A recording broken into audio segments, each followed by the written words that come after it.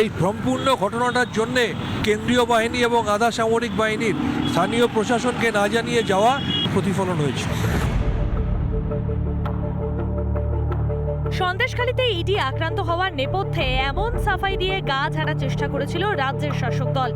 তৃণমূল সাংসদ শান্তনু সেন দাবি করেছিলেন, না জানিয়ে ইডি তদন্ত করতে যাওয়াতেই নাকি সন্দেশখালীতে ধুমধুমার পরিস্থিতি হয়। আর জানিয়ে গেলে কি হতো?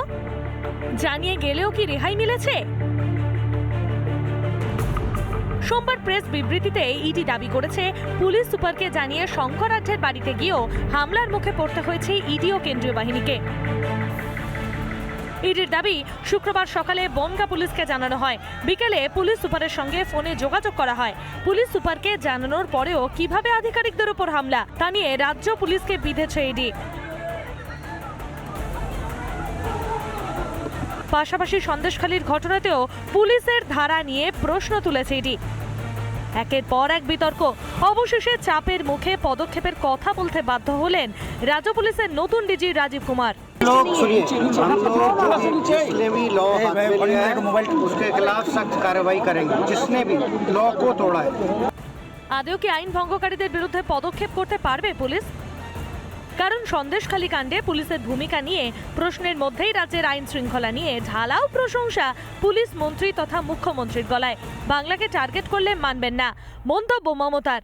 অনেকে তো আইন শৃঙ্খলা নিয়ে অনেক অকথা কুকথা বলে, অপপ্রচার মিথ্যা করে।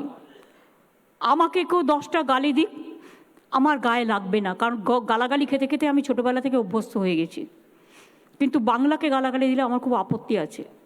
বাংলাকে কেউ যদি নিচু করতে চায়, আমাকে গালাগালি দেওয়ার নাম করে, সেখানে আমার আপত্তি থাকে। এ ধরনের বিভ্রান্তিকর বক্তব্য যদি রাজ্যের পুলিশ মন্ত্রী বলেন, তাহলে পুলিশ কর্তারাও তো ভালোই সুবিধা পেয়ে যাবেন। আর এই রাজ্যের ডিজিপি যিনি নিযুক্ত হয়েছেন, তিনি তো একজন অভিযুক্ত।